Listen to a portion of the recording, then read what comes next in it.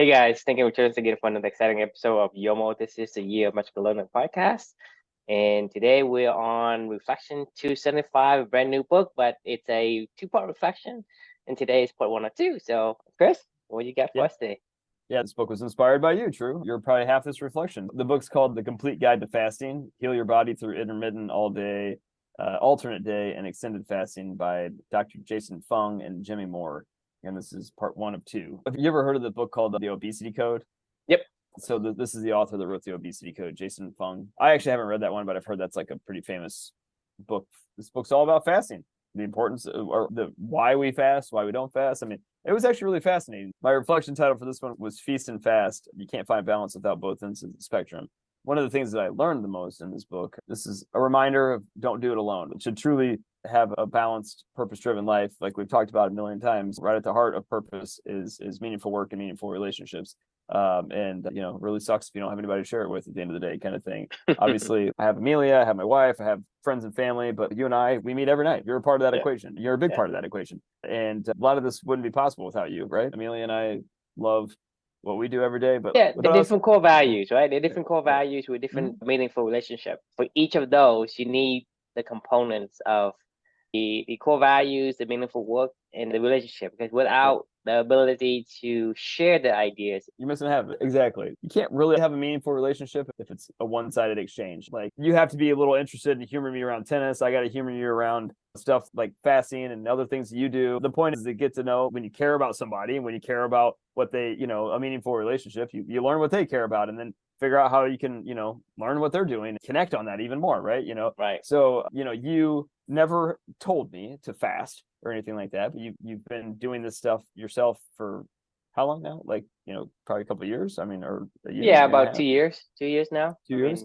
Yeah. So you've subtly mentioned it in conversations multiple times where, it's been a powerful thing for you, very powerful thing for you. And I've heard you multiple times, and this journey is all about learning. It's a year of magical learning. So, it's something that you clearly were passionate about. It's like your Why We Sleep book or whatever, that's probably the most quoted book that I ever hear you talk about all the time, and caffeine, right? So yeah, I went on a no caffeine trial myself just to see how it was going. I just did that last month and I'm still back on my no caffeine. I haven't broke it yet. That's not true. I've had a couple cups of coffee in the past month, but like maybe 3. Doing okay. But anyway, I digress. With you mentioning these things, it got me curious. Like I wanted to learn more, right? So I mentioned to you, this is back in October of last year, if you remember right. You'd mentioned something again and intrigued me, and you've never pushed me to fast or to explore this or anything like that. You just talked about your own experience and you've mentioned it multiple times, and I was like, okay, fine. You know what? I'll check it out. So, but me being me, like I was like, I got to learn first and I got to make sure that I understand what the hell is going on. Like, I'm not just going to like dive into this and try to figure it out. If I'm going to try it, I'm going to try to do it right, So I looked for a book and I looked to learn about it. So what I learned was really interesting. The operating system of the universe is, in my opinion, harmony and balance. And because of that, my mission is to try to figure out a way to harmonize my own life and to find balance and align myself with like the laws of nature and the laws of the universe. And once again, after reading this book, I found out that I was really misaligned. It just never ceases to fail how many times where you're like, shit, you think you know what you're doing, and then you're like, fuck, I don't know anything. The funny thing about my life personally is like I work out every day. Today I've did a good workout in the morning, then I went on a decent run. Today I've ran almost like 5 miles or something like that. I played tennis in the middle of the day today because I'm doing my monthly challenge this month of 30 days of tennis if I can. I'm working on very specific skills like I took Luca to the park. I mean, I'm an active person is what I'm getting at. Like every day, this is a part of my life. So I'm not, in a theory, I should be pretty healthy, I would think. But I could almost guarantee you after reading this book, if you did a CBC on me or something like that, and you looked at my A1C levels or something along those lines, I could probably almost guarantee you that I would be pretty diabetic or pretty damn close to it, if not. And that's because like I never stop fucking eating ever. Like from sun up to sundown. The moment I wake up, within 20 minutes, I've eaten like a meal bar or something along those lines, and gotten sugar in my body because I'm gonna go work out in like an hour after that, after I get done writing or something like that in the morning.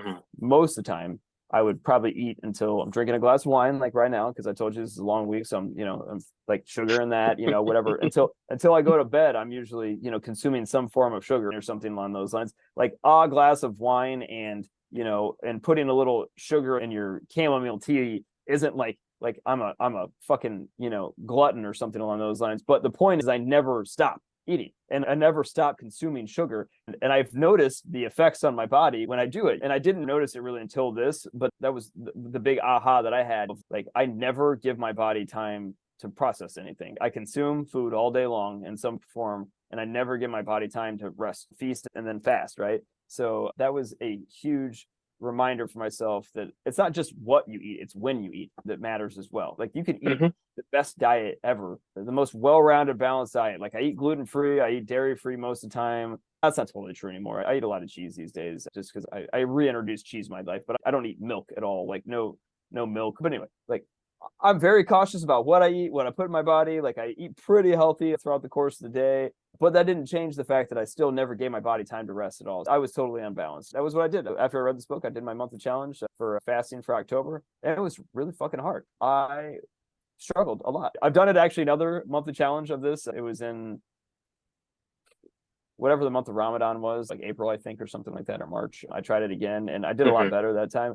But bottom line is, I learned how unbalanced my eating patterns were. I never give my body any time to relax. So that's my biggest lesson I learned. You can't have balance without both. I got to balance out my eating with my rest from eating. To live a balanced existence, you got to have both ends of the spectrum. That's what I learned in this book. And that was because you spurred me on to go do it. And I listened to you and read the book. And here I am. I'm learning more about my diet. So I try my best these days to not eat after a certain time. I'm not like strict. I'm not like doing intermittent fasting all the time, but at least I'm conscientious of it at this point in time. Like, it's not just oblivious to me now. That's good. That's a step, So anyway, love to get your thoughts. Yeah. So the theme throughout this year of much learning is balance, and balance is something that we have to have. It's a core tenet of everything we do. So we say, hey, we love to eat the cake and not eat the frog. But you can't really eat the cake constantly. You have to stop and drink a sip of water, take a break, and do something. Or just don't eat. Right. And then same thing for you is, let's say you love to play tennis, but you have to let your body rest so that you can be optimal. Exactly. So you think about your eating habits, right? You think about it. Just imagine you are performing an action like playing tennis constantly. Right. I mean, constantly for how many years? Like 39 years, right? 38, 39 years. Well, I mean, I haven't been playing since I was born, but let's say I started when I was 5. You're constantly, yes. You're constantly eating, meaning equates to constantly playing tennis without even taking a day off. Right. Even if you eat throughout the day, it takes you a few hours to finish digesting all the food. Even if you eat every 2-3 hours, you haven't finished digesting all the food you have in this one sitting. So in the perspective of your body has been working constantly every single second for the past 38, 39 years. Constantly processing. Right? Yes. And so you think about that is as unbalanced as you can be. And the thing that fucked me up the most with this whole thing is, like, even when I thought I wasn't eating, I was eating. Like, like sprinkling sugar into your tea at night, like, and you think that you're like not, I haven't eaten since 6 o'clock. I'm just gonna have a couple cups of tea. Body's perspective of eating and your perspective definition is different. Your body perspective of eating is anything that provides the sugar. Or the like there's sugar in this glass of wine. I mean, like there's definitely sugar in it. Yeah, basically anything that has nutrients, the macronutrients like the carb, the fat, or the protein, any of those things, which in anything that we put on our mouth has some of those three combination in it. So when you're talking about drinking wine, or we're talking about like taking a bite out of an apple, a banana, or a lot of pop, whatever, those are from the body perspective, that's eating, that's consuming. Doesn't matter how healthy it is, right? It doesn't matter if it's the quote healthiest thing ever. Like an apple a day keeps the doctor away, but not when you eat an apple from the moment you wake up until the moment you go to bed at night. Like, that's not good. Still, imagine that you are the body. You think of eating good food as playing tennis. You're still doing some work, but you're playing something that's fun, good food. Right. Or you can go and do QBR, do QBR, which is really like exhausting. Coming up at the end of this month. Yeah. You have to understand that you have to eat good food, and you have to leave some room for your body to rest. So it's not just about eating the good food and constantly eating, just like playing tennis constantly. You love to play tennis, right, but you play constantly. Eventually, it's going to exhaust you out because your body needs some recovery time, and that is a crucial component of the whole ecosystem, the formula of how your body can be, I guess, sustainable. right. So sustainability is one of those things that you want to prolong. So without the ability to have the crucial part of recovery, you are not allowing that formula to cycle through its ecosystem. So you basically disrupting its natural tendency. So looking at it from that perspective, it's good food, right? But also the ability to let your body rest is an important part of the important ingredient. And so when we look at the American diet today, it's like your body has never had even a second to rest. No, There's always never. food in your stomach. Always. And like, I think your tennis example is a great example because, like, when you're younger, you can play all day long. I mean, I used to be able to play from, I think my parents would drop me off at like our summer clinic at like 10 a.m. or something. And like, they would pick us up at like 4, like, and I never was tired. I mean, I may have sweated a little bit or whatever, but if you asked me to go play more, I would have played more. I think we ate lunch in the middle of it or something along those lines. But for the most part, I mean, we were playing tennis for like 5 to 6 hours every single day, like all day long. And I would go then play baseball afterwards and go to swim practice in the morning beforehand. I was never tired. You know what I mean? I was never like, there was never even an inkling of me going, oh, I can't do this today because my body needs time to rest. But as you're pointing out, like, I watch Luca fucking every 5 minutes, something's going into his mouth, and they're usually garbage food. It's usually like he doesn't eat well, but he just consumes everything that he wants to consume when he wants to consume it. He's chugging milk before he goes to bed. He doesn't feel any negative ramifications yet. But at a certain point in time, you're right, you hit this threshold. Tennis is such a good example. It wasn't until I was in my late 20s, early 30s, where I was like, fuck, this hurts. I'm sore after I played a hard match. And I'm like, damn, I got to probably start stretching or something. And then it's like, damn, I got to probably start really training a little bit harder and running more, making sure that I move my body and train in different ways because I need to get more muscles in areas that I know are getting incredibly sore and fatigued or something like that. And then it's like, now I'm just totally fucking injured. I can barely swing a fucking racket right now. But to your point, it only compounds more. So if I were trying to play as much as I played when I was a kid, I probably wouldn't be able to do anything. I would probably be broken, at this point in time. I'm already feeling the ramifications of it, of trying to even go at a somewhat more balanced pace, myself right now. And I think that is such a good analogy because you don't see it when you're young. You don't see it when you're in your teens and you're just pounding food all day long whenever you want to. Even when you're in your 20s and you're out at bars and you're chugging beers or whatever, you just don't see what you're doing to your body and all the crap that you're putting into it and how hard your body's working to process all this stuff. And eventually it breaks down, And I think that was the biggest epiphany that I had in this book. I was like, Jesus, I've been pushing. I don't ever stop eating ever. And it's not like I'm eating bad stuff, quote unquote, in terms of what the world thinks is a bad stuff or not, but I never stop. And like it was just a huge wake up call for me to go, like, okay, you know Ozempic? You ever heard of this whole like Ozempic shit that's going on now with like Hollywood and like all the stars and stuff like that taking that drug Ozempic?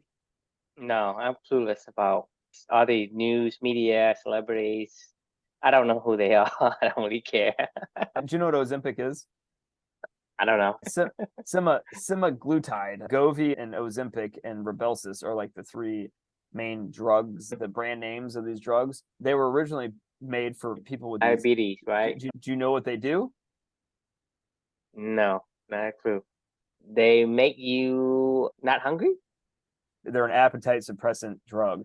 And so like these people that are diabetic take Ozempic and they don't want to eat all day long and they stop eating. And all of a sudden, like they start to lose weight. And a few months later, they're no longer diabetic. They're pre-diabetic or their blood sugar levels are at normal levels. Well, celebrities and really rich people have caught on to this and they're like, oh shit, even if I just want to lose, like people like me are taking Ozempic, where you think like, oh, I just want to lose a few pounds or something like that. All it does is make you stop fucking eating. I had a friend of mine, her name's April, and she was like, hey, have you heard of this Ozempic drug? And we were out having a drink one night or whatever. And I go, no, what is it? She goes, I don't know, like all these celebrities are taking it and they're like, getting like super skinny from it or something along those lines. I go, I have a feeling I know what they're doing. This was actually right after I'd done this fasting thing and I just read this book. While we were out having a drink, I Googled it, read about this drug, and I was like, oh, yeah, that's it. I was like, I'll save you right now, April, thousands of dollars for this drug, because it's like $1,000 a shot. for What? yeah, no, it's like, it's super expensive. Scam. It's a huge scam. And I was like, April, you know what? If you want to get Ozempic results, just stop eating. Like, like Yes. intermittent fasting or something like that, and you will get Ozempic results. It blows my mind, but it's really fun to be able to see this stuff, how the rest of the world goes, oh, I can just take this drug and and I'll lose weight and my blood sugar goes down. It's like, no, just stop eating. That's what it was telling you to do in the first place. Is don't fucking eat all day long.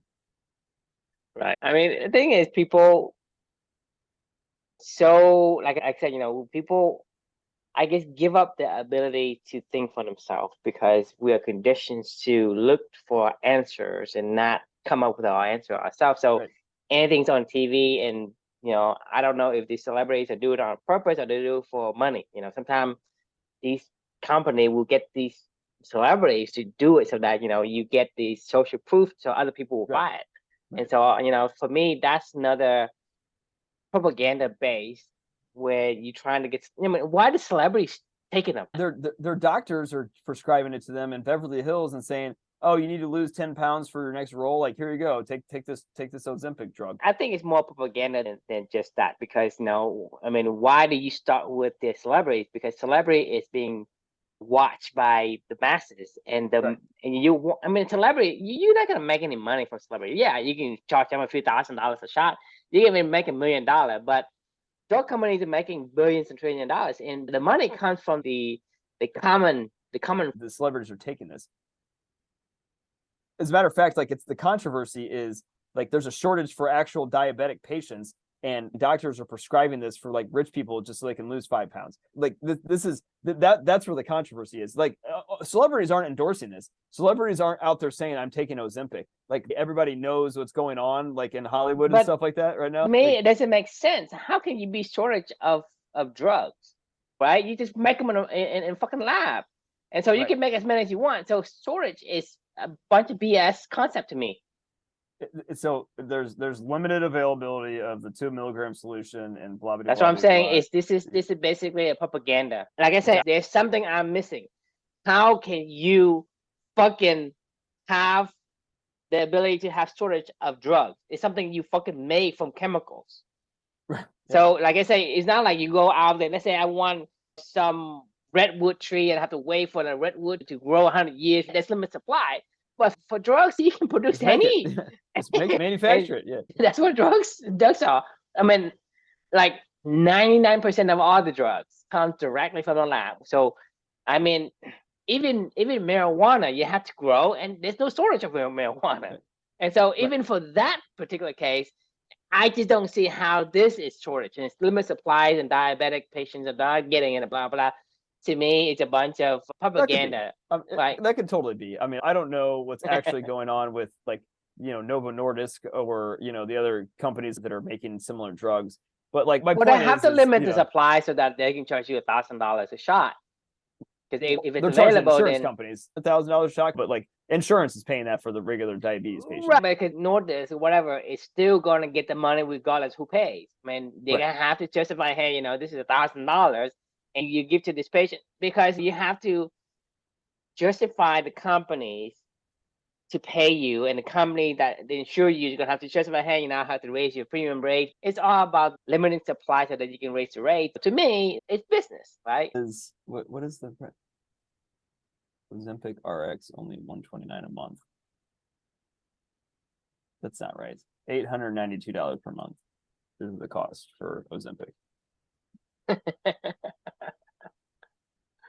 The point is in that we advocate this or the other. It's about who you are and who you are as a human person, right? Because your gene dictates how your body works. As long as you can think with its natural cycles, you're going to be better off. Because you're talking about the tennis example, right?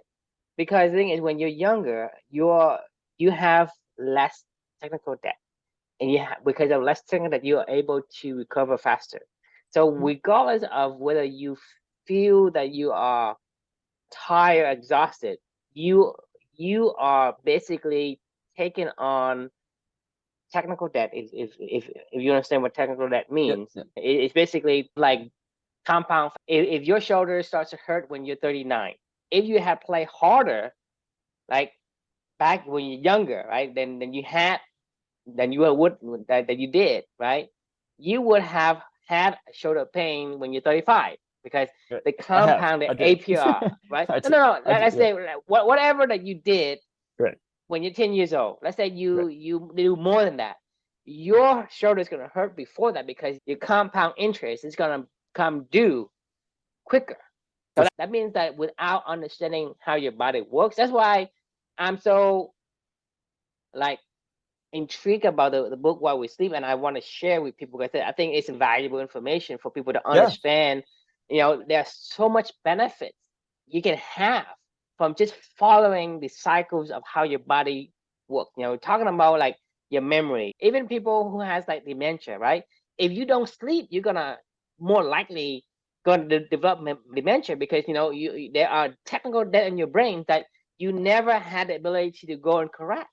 Right. And because of that, it compounds and snowball out of control. And you have Alzheimer's. Alzheimer's. And so same thing with your body. When you're talking about your digestive system, right? It takes on this technical debt as well because you're eating so much, right? It has to do something with it. Right. And it's going to get bruised over time. And more the bruise you have, it's going to take, like your body keeps score. It knows how much you have taken in and how much damage you've taken, and that not only that it adds up, it actually have to pay in interest. It's a compounding interest because you and I both understand the power of the compound effect, right? The H1 of the world, the compound interest, right? So not only that it kind of piles up over the years, but it's also you have to pay dividends to it. It's a negative interest that you pay. It comes faster the more you damage. So if you understand about how your body is able to recover, when you recover, you're actually paying back those interests because you'll allow the bruises to heal. So therefore, by the time you're 40 or 50, right, you have less of a technical debt than you would have been if you continue to roll over every single second. I mean, compounding in a digestive system is every single second. So you think about eating constantly, right? Your body has no other choice but to go exhausted and shut down. So you're talking about people who could become obese and diabetic is because your pancreas stops working. It can't work anymore. It just breaks down. Needs time out. Needs vacation. It's flatline. You can't even recover it. And so that's the point of it because at certain, you're talking about people who have diabetes type 2, which is like they're insulin resistant, and people have type 1 diabetes, right? The insulin is no longer being produced. So your pancreas completely shuts down. It doesn't work anymore. So that's the thing. It's something that we don't notice until it starts to stop working because you see things working and you see, hey, I'm still can do things, I'm just a little bit tired. It's not noticeable. But the problem is without understanding the way our body works, you took it for granted and you start to abuse it without knowing it. Because you're talking about the American diet since 1970 until today, it's all about eating 3-4 meals a day, eating like 5-6 meals a day, eating snacks in between. Bodybuilders like crack me up. Like whenever I see them, like they're like, I got to eat like 8 times a day every 2 hours or whatever, and I'm like, man, you guys cannot be healthy. I don't care. Like, I mean, they're obese. Like, I mean, they are obese. Like, I mean, I don't care if you have massive muscles. You're fucking obese. But I just don't want to be, no, I'm like, they're legitimately obese. Like The Rock is like obese. Like he's huge. He's a massive man. I can't even imagine carrying around that much on my frame every single day and having to eat that much. Can you imagine being an NFL lineman? Like, and having to eat, I don't even know what do they eat, 10,000 calories a day to maintain their weight. They're big guys, but they're not that big. As soon as they stop playing professional football, they drop down to 220 pounds and look like normal human beings. What were you doing for the past 20 years of your life? How much food did you eat every day to maintain that weight? I don't care how strong you are. It is not healthy for you. But that's the thing. That's the technical debt they pay because NFL players, you think they would be the healthiest person in the world and they would live the longest. But in reality, they live the shortest. Yeah, they die Right. really early. Like they get CTE, they get, their bodies are fucking broken, they die of heart attacks, like wrestlers. My God, like wrestlers, like, I mean, they party real hard, but like still, like I mean, I think Everything has a technical debt, and it's going to compound. And so without paying it back, like you pile on to credit card, but you don't pay them off monthly. You don't even pay even a slight amount monthly. It's going to compound to the point where you just can't pay them off at all. And so the thing is, if you have a healthy financial, I guess a healthy finance, right? You're talking about I'm gonna use my credit card, but I'm gonna pay them off every month. This is essentially equates to resting. Right. When you eat something, you pay them back. You rest, right? You rest. So Eat, so rest, so eat, rest. Feast fast, feast fast, feast fast. That, to me, that boils down to the word balance. So balance, talking about balance of the sleep, the mind, balance of the mind, balance of the digestive system, balance of our core values. Everything we do as human beings, it centers on balance, and balance is a center. I mean, I don't know how else to say it, because, and regardless of whatever it is, it doesn't matter, because our gene dictates it, and because what you get is based on your genes, and your gene needs it. This concept of balance, and balance is everywhere. It's a core tenet of our human being universe. I mean, our body behaves the same way. The way we sleep behaves the same way. You can't sleep too much. You can't sleep too little. You have to sleep in a balanced fashion. Yeah, right. And so, for example, you can't say, hey, up on all my sleep. You can't say I'm going to sleep 24/7 for the seven days. You can't do that. Or you can't say I'm not going to exert any energy for the next month. I'm going to sit there and be a blob. Imagine doing that. You can't do that, right? You have to move. You have to move, and then you have to rest. You have to move to have rest. That is how the gene dictates it. Right. I mean, it doesn't have to follow any kind of why, right? You don't have to answer the why. But the point is, if your body has the gene dictate you to be in a certain state, that state is the balance. Right. All existence relies on balance. You can't say, okay, I'm going to run forever, or I can't say I'm going to sit forever. We can't do that. Right. We can't stay, because all life is in the transition. We are moving. All balance is constantly moving. That's the most ideal state for us as human beings. Different for a rock, right? Different for a tree. I mean, its center isn't moving, but our center is moving. So looking at the body itself, and not only that we don't know shit, we're doing the wrong thing, right? We can say, hey, you don't know shit, I don't know shit. We take Ozempic. Is what neutral stance, but right. But from the perspective of all these things that we start to discover, it's not only we didn't know shit, we did the wrong shit. That means it's worse than doing no shit, right? Yeah, worse than doing. That's what I was joking about. We take Ozempic. We see Kim Kardashian lost 20 pounds, and we take Ozempic, and then you realize, like, oh man, this Ozempic makes me feel like crap. So like I feel kind of nauseous. So I'm gonna take this drug to counteract the nausea. And then that drug makes you do something else. And you're like, well, I got to take this drug to counteract that drug, counteracting that drug. Then I got to take this other drug to counteract this drug. And then eventually you're taking 20 drugs, like, 20 drugs a day, 100 drugs a day, just because, it never balanced, right? Right. All you had to do was just not eat. All you had to do was listen. You can keep stacking on the different drugs to balance out. That's kind of the truth, honestly. It's counterintuitive to what we're conditioned to, because the thing is, like I told you, in our life, it's not about what you add to your life. It's about what you remove from your life. For me personally, all the things I have, I need to start taking it away so that I can find myself, because all the stuff I have isn't me. The moment I start taking away the stuff, then I become more, in this euphoric feeling. Like you're talking about, like, hey, you have peace from mind, and your mind is not tugging at you. You say, hey, I gotta do this, I gotta do this, I gotta do, a bunch of stuff, right? When you start taking in the stuff, you have to worry about it. You have to have anxiety. You have to think about what you need to do. But when you start taking out the stuff, you feel more peaceful, because there's nothing tugging on you. So to me, it's counterintuitive to what we are taught, because if you start taking away the stuff from your life, the thing that's left that you cannot take away anymore is actually you. The bare necessity for us. The thing we cannot take away is us. It's us naturally. And that aligns with the universe. That aligns with who we are from the gene expression, perspective. And I think, that is counterintuitive to society, because society say, hey, add you more, need add you more, need add you need to more, go to add school, more. you need Yeah, to right. get this degree, you get this, master degree, bachelor degree, don't make money, get a master degree, don't make money, man, get a PhD, get another PhD, get 5 PhD, Right. Right? Because people say, hey, I can't make enough money, so I want to get more degrees. So Right. instead of making more, doing like trying to study more and taking more stuff, I said you have more time to focus on the thing that you do best. Maybe making soap, go fishing, do whatever and you're good at it. You're like, yeah, that's right. Then you can be a very, very good instructor, and you can make a boatload of money from that. Something I told you about in previous episode. We're talking about whatever you do. You could be like the deep sea diving, right? You talking about deep sea diving, right? I said you love to do it. You do it every day, right?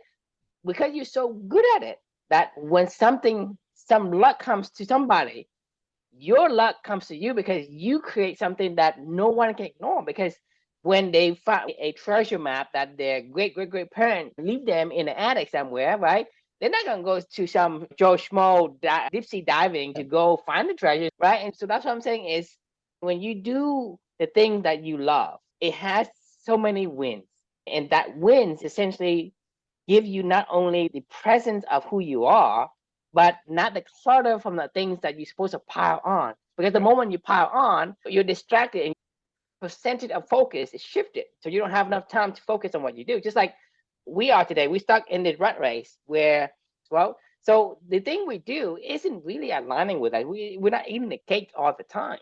Mm-hmm. Right. And that's why I'm saying it's because of that we have, like you and I, like we have, and that's why it's what we do today is so much better than what I did my past 30 years, because at least today, you and I spend an hour a day to go and talk and discuss about things that make sense. Eating the cake. At least I'm eating the cake, right? Versus I'm eating a frog and I'm waiting till, I'm fucking 99 and I can't even chew and I can't have no more teeth and, trying to eat a cake then, right? I eat a fucking big cake then. That's the thing, is when you are pile onto things, then there is not enough room for you to do the things that aligns with who you are, your core value, your purpose, and etc. And so it's important to understand natural tendency of a person.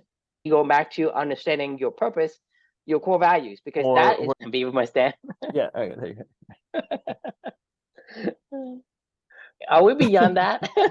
No, I don't think so. I mean, we're not beyond it because it's now just a baseline of like, we all know what a beaver must stand means. It's fun to bring it back because not everybody's heard that. It's been a while since we said that, so I figured we'd throw it out there. But no, I think you're totally right. I mean, it's all like these reflections, clubbing, all this stuff, it has a similar theme to it. It's about purpose. It's about balance. It's about figuring out who you are and trying to do your best to keep learning more about yourself and to balance out that equation. Like, it's about aligning with who you are, right? Right. Exactly. It doesn't matter. Like I said, before, if you're a beaver, you can't really, hey, I want to be an eagle. I want to fly and soar in the sky like this eagle, right? Because the thing is, if you love to get into trouble, you're not an eagle. So your life is boring to you because your tendency is, I want to get in trouble. I want to have out there. Ego is by himself all the time. So for you, Chris, there's no way you're an eagle. There's no way you're an eagle. 100%. I can bet you any amount of money you're not an eagle because you love to get into trouble. You love to interact with people. You love the relationship.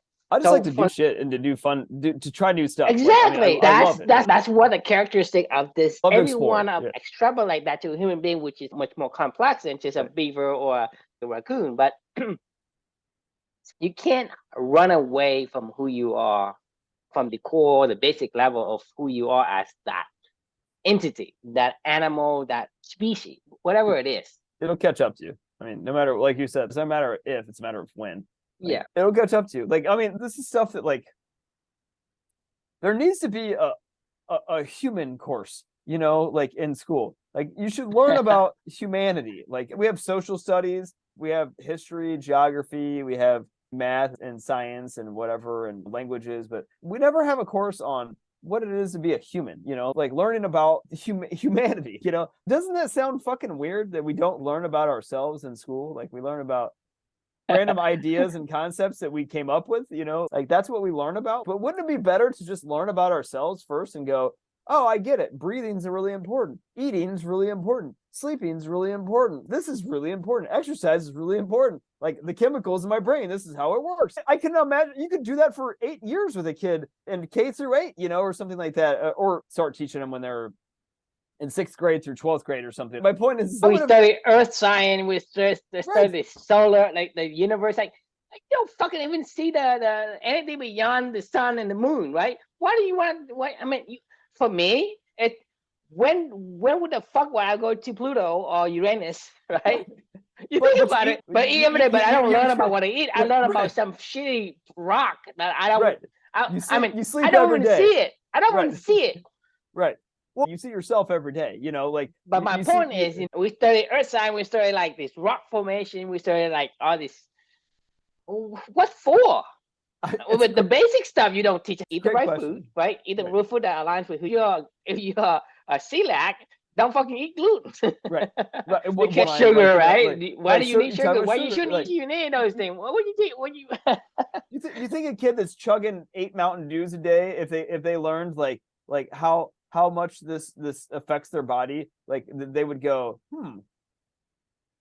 well, okay, maybe I won't do that. It's not much different than like smoking cigarettes. Like if you're like, oh, I didn't realize this was bad. Like when you're young, you don't even think about it. It's like, have a cigarette. It's not a big deal. It's not going to kill you. We all know it's not going to kill you the first time you have a cigarette. I don't think that's ever happened before. This is totally harmless, right? And then, like what if I would have actually known what that was doing to my body, would I have done that? Probably not. Yeah, most kids, if you give them like cigarettes or beer, they don't like it. You look at a beer, right? It tastes bad. First time I smoked a cigarette, it tastes bad. The first time I smoked a cigarette, like this is no joke. It's awful. Like it was awful. My head was spinning and I literally couldn't move for like 20 minutes. I was like, oh my God. I had to lay down and close my eyes because this feels fucking horrible. I was literally spinning and I felt like I was going to vomit. So, but like, I have experimented with a few things. Like the first time I ever took like a Vicodin, thank God I vomited because I was like, oh my God, I feel awful. I feel just horrible taking this. And thank God, because there's a lot of people that are opioid addicts and shit like that. People are more tolerant of it because, but then, like I told you before, like sometimes you think your disadvantage, your weakness is actually your strength, because if you can't tolerate Vicodin, you're gonna throw up and you can spit it out. And if people have a strong stomach, right, and they can take it, well, they get addicted. Exactly. It's never always completely something that is good or bad. It's based on the context of what it is that turns into a strength or a disadvantage. For my child, you look at me as a person. Hey, that guy said that was kids but I've seen. But to me, that's a weakness, but it's actually a strength because the thing that I would have learned is not what I want to learn anyway. That's like we talked about it before in the past. Like whenever you see everybody doing one thing, like it's in your best interest to go the other way. My dad's calling me right now. It's really late, so I think we should probably wrap, because whenever my parents call me this late at night, I'm always like worried. But it's usually I'm sure my dad's gonna be like, hey, did you want to go like golf maybe like this weekend? But I'm like, why are you calling me at 10 o'clock at night to ask me that? But let's go ahead and wrap this one up. The question we can leave for everybody is, what might you learn if you actively participate in activities aligned to your meaningful relationships? Meaning, listen to the people that matter to you and learn from them as well, because you are the collective of the 5 people you spend the most time with, and then how much you apply those lessons to your own purpose. I learned a lot with learning about your feast and your fasting, and it's something I still think about regularly, and it's something I'm still applying to my life to find more balance, which is our shared purpose and goal of companies. So I appreciate you sharing that, and thank you very much. Keep exploring on yourself and telling me new things so I can go explore some more and figure out new shit for myself too. I appreciate it. Anyway, any final thoughts? Well, that's the mission. That's the mission that we are trying to advocate in company is, finding the values that is central to who you are. Agreed. Yep. Like it's important. Don't ever stop exploring and keep learning and keep growing, because it's a never-ending quest. Thanks for joining, and we will see you guys tomorrow night. See ya.